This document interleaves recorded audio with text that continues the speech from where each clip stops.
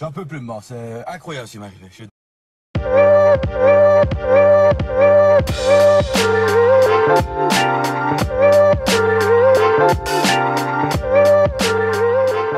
Et bonjour à tous et bienvenue sur la chaîne de l'Examen Crypto. Nous sommes le vendredi 7 février 2025, il est actuellement 7h50. On va faire le point bien sûr sur les news. On va regarder le Bitcoin, on va regarder les altcoins, les indicateurs. On s'installe confortablement. On démarre avec cette cryptomap malheureusement pas très jolie.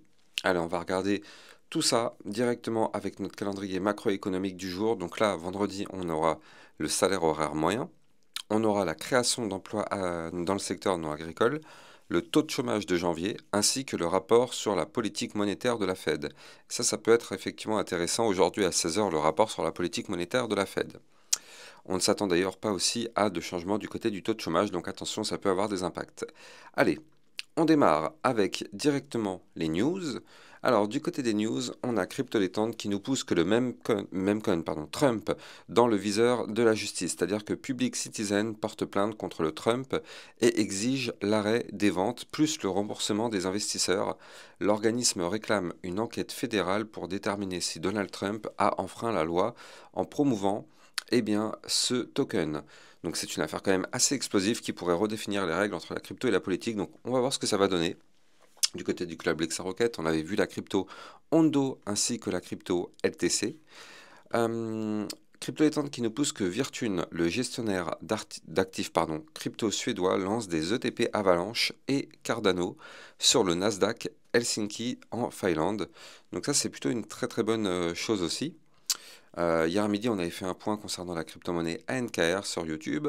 Du côté du club, on avait aussi vu la crypto Lei, avec une très forte volatilité qui est attendue dans les prochains jours. CryptoLétende qui nous pousse que JP Morgan donne quelques informations donc, par rapport à Ethereum. Ethereum en difficulté face à la concurrence, en effet. La banque estime que l'Ethereum sous-performe en raison de la montée en puissance de blockchains comme le Solana.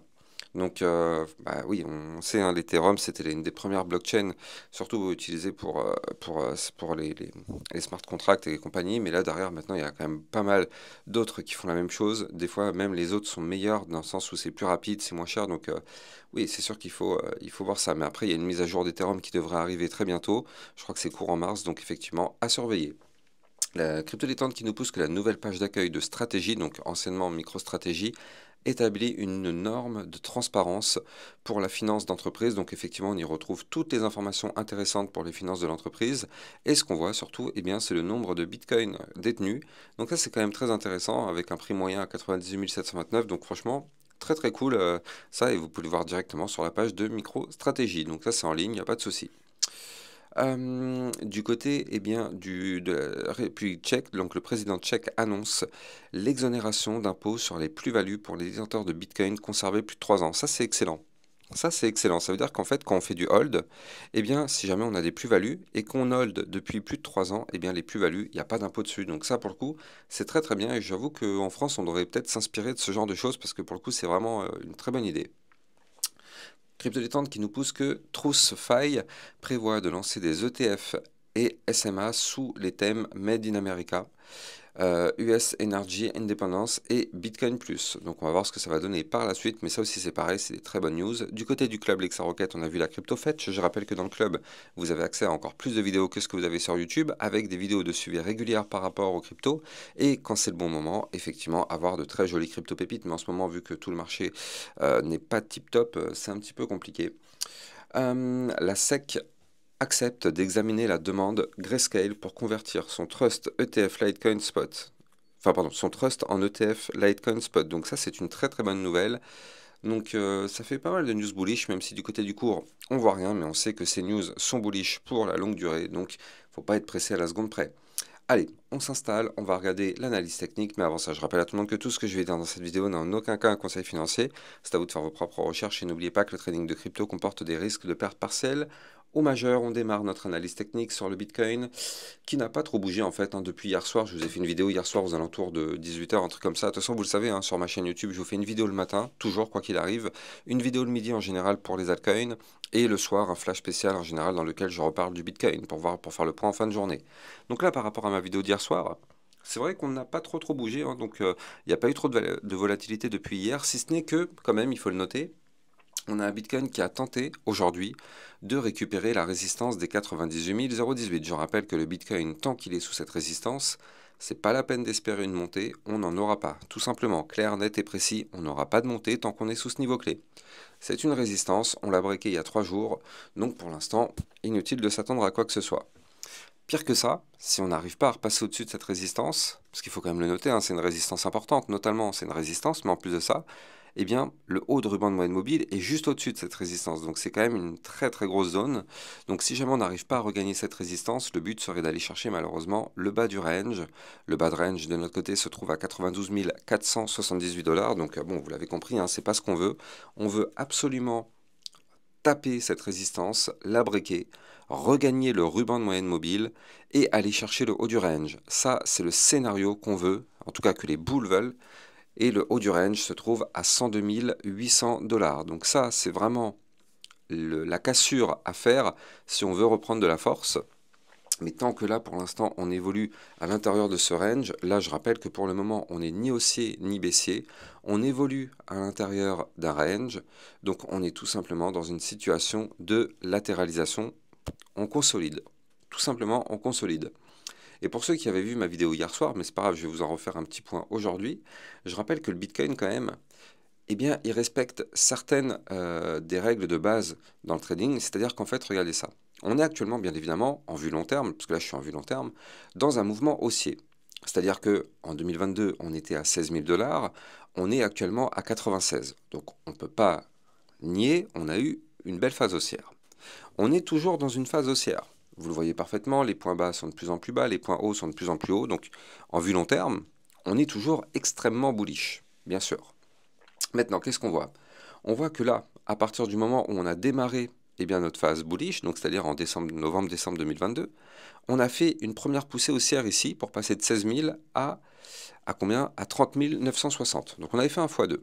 Derrière, qu'est-ce qui s'est passé? Vous le voyez, on avait consolidé.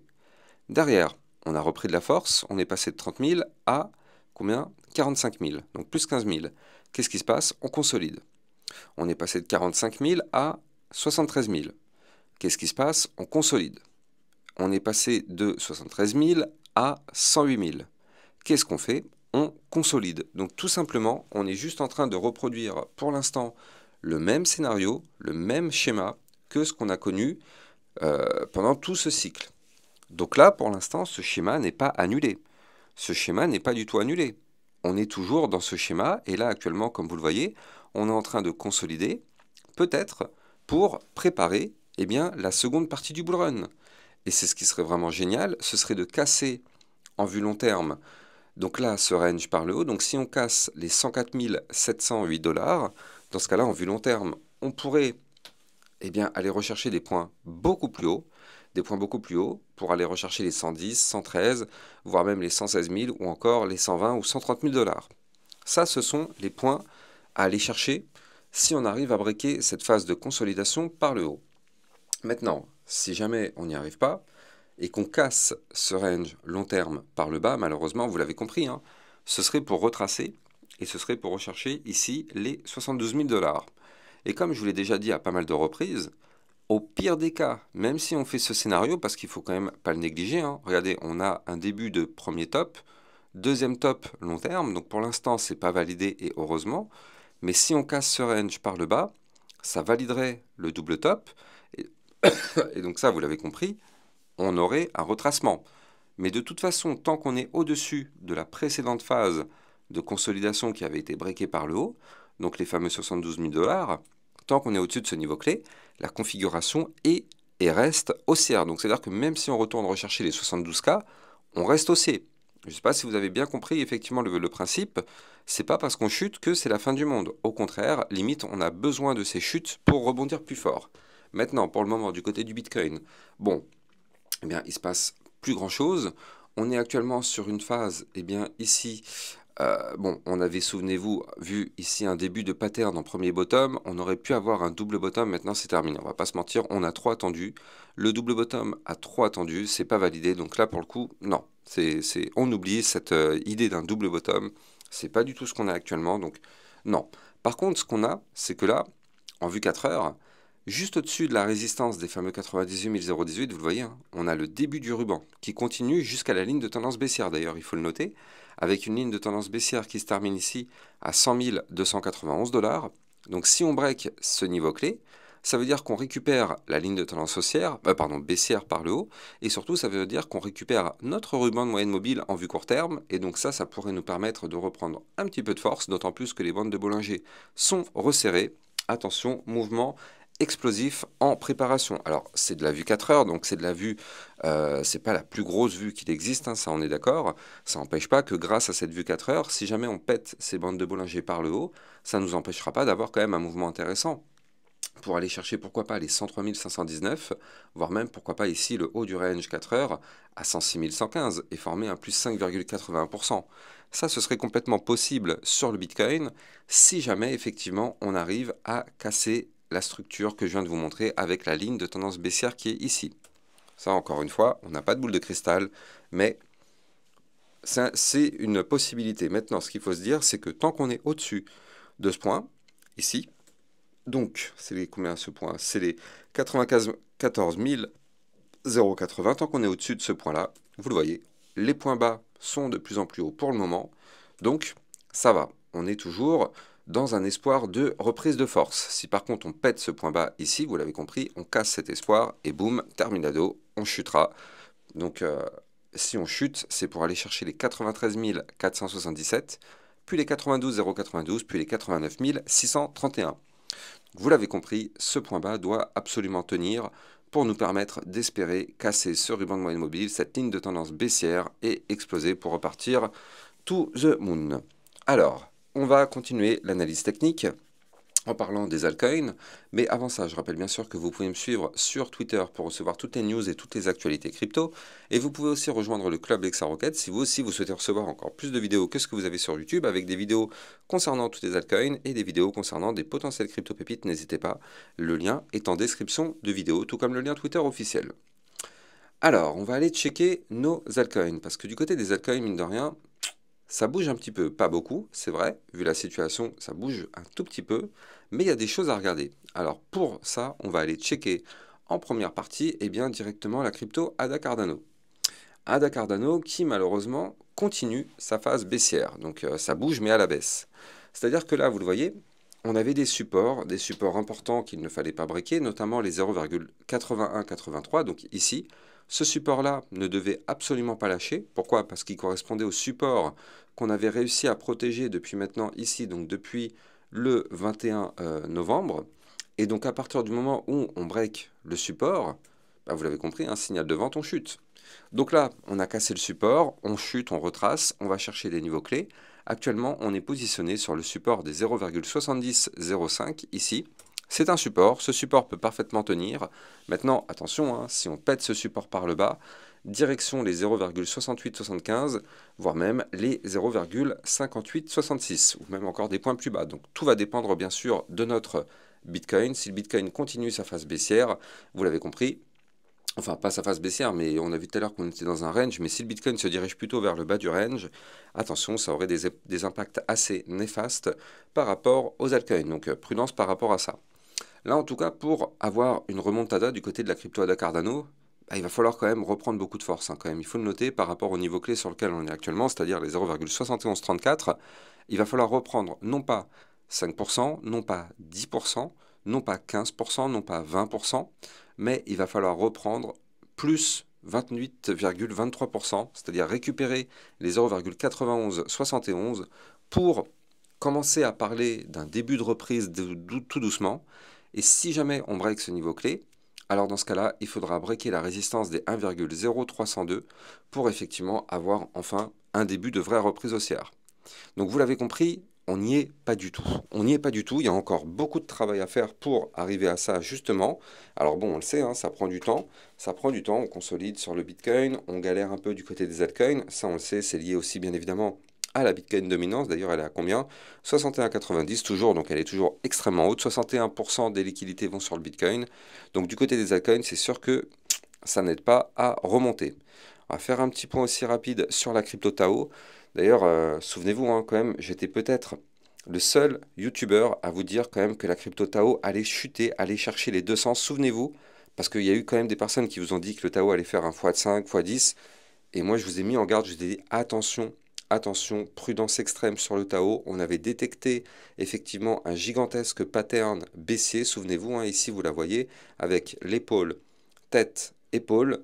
On savait que si on breakait ici le niveau clé, eh bien, des 398 $, on savait que malheureusement on allait avoir une belle chute.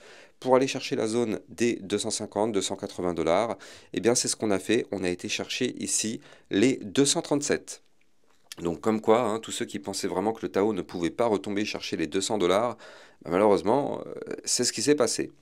Maintenant, du côté du Tao, qu'est-ce qui se passe? On est toujours dans une configuration baissière, hein, tout simplement, vous le voyez ici, on évolue dans un canal descendant. Alors je rappelle à tout le monde que vous pouvez trader ces crypto-monnaies en utilisant mon lien de parrainage Binance que vous avez en description de vidéo. Grâce à ce lien de parrainage, vous pouvez obtenir un bonus de 10% à vie sur vos frais de trading et ça vous permet de trader sur une plateforme enregistrée PSAN auprès de l'AMF. Donc n'hésitez pas, vous avez le lien en description de vidéo.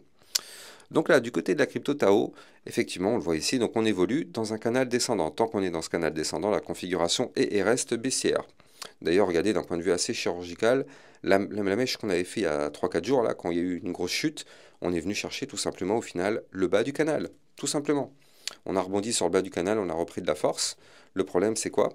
C'est que là, actuellement, on est bloqué par les 340 et les 359 $. Ce sont deux résistances qu'il va falloir récupérer si on veut prendre de la force. Et surtout, comme je vous le disais, on avait effectivement ce gros pattern en épaule tête épaule qui a été validé. Si on veut vraiment commencer à parler de reprise de force, il faut absolument récupérer les 432, puis ici les 518. Sans la récupération de ces niveaux clés, c'est même pas la peine d'espérer quoi que ce soit. On est toujours dans une phase baissière, et même au pire des cas, si on remonte pour aller chercher le haut du canal, si on n'arrive pas à casser ce canal, on restera baissier parce que du coup on se fera rejeter par le haut du canal pour aller chercher le bas du canal et ça fera encore plus mal. Donc du coup, il va falloir vraiment être prudent du côté de la crypto Tao. Pour le moment, c'est quand même délicat. Alors, on a l'espoir quand même de revenir rechercher à minima ici les 398 parce que c'est un niveau clé qu'on avait breaké. On l'a déjà retesté une première fois. Peut-être qu'on va venir le retester une deuxième fois, effectivement. Et pour l'instant, du côté du Tao, ça reste quand même extrêmement dégueulasse un peu hein, ce qu'il est en train de nous faire actuellement. Donc bon, on va continuer de surveiller ça de très très près sur ma chaîne YouTube. En tout cas, si vous avez kiffé la vidéo, n'oubliez pas de liker, commenter, partager au maximum. Abonnez-vous à la chaîne YouTube pour recevoir 1, 2 à 3 vidéos concernant le Bitcoin et les altcoins. Moi, je vous souhaite de passer une très bonne journée et je vous dis à plus tard pour une prochaine vidéo. Ciao, ciao!